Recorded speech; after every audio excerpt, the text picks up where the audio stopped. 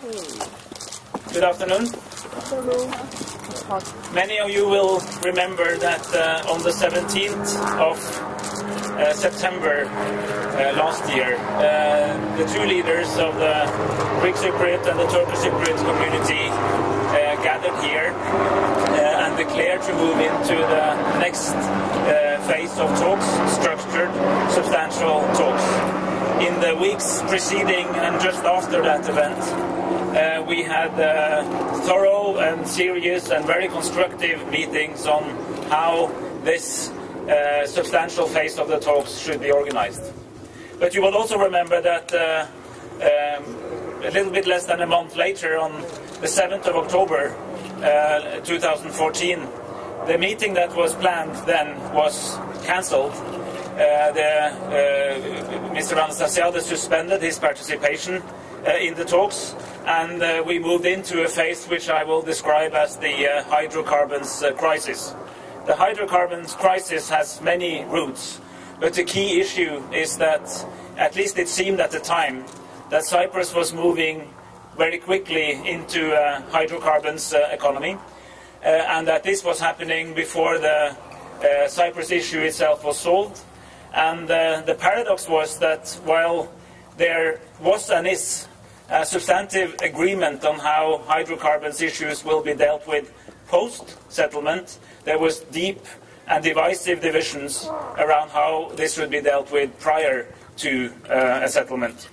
And this led to a sequence of events that lasted exactly half a year.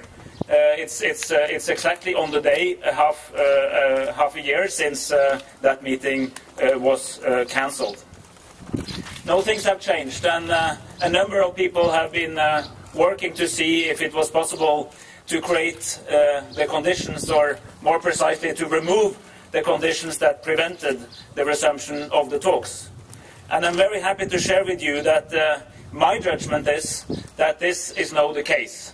That the stated reasons why talks could not happen are gone, at least for the foreseeable future, and that makes it possible to prepare for the resumption of talks in a structured, results-oriented and fast manner.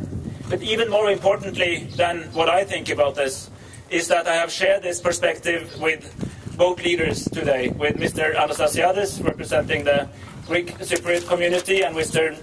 Levish Erolu, representing the Turkish Cypriot community, and they have both agreed that circumstances are now right. And let me here quite precisely quote what I heard from Mr. Anastasiades today, making reference to the fact that the seismic vessel Barbaros is already left Cypriot waters, and the fact that the Navtex that expired at 12 o'clock yesterday is not and will not be removed, and that there is no overhanging threat. He declares to me, he informed me, that he was ready to lift his suspension, or lift the suspension of his participation in the talks, and that he looked forward to engage in constructive dialogue with whoever emerges as the Turkish Cypriot leader after elections happening in the north.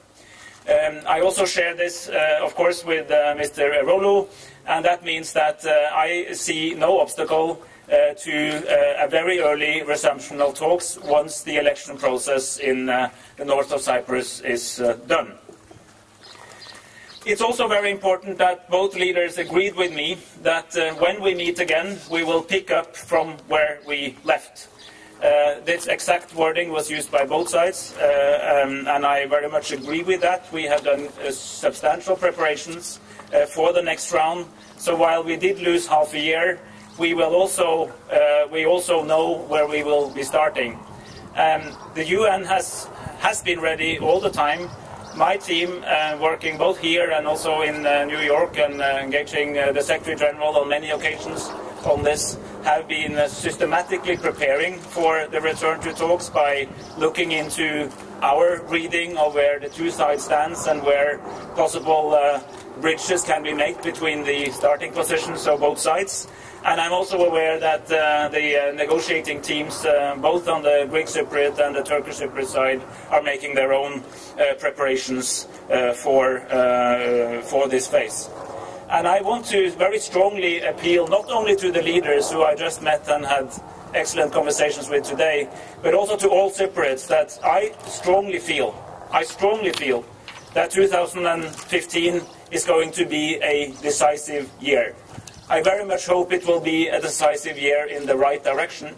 The conditions are in place.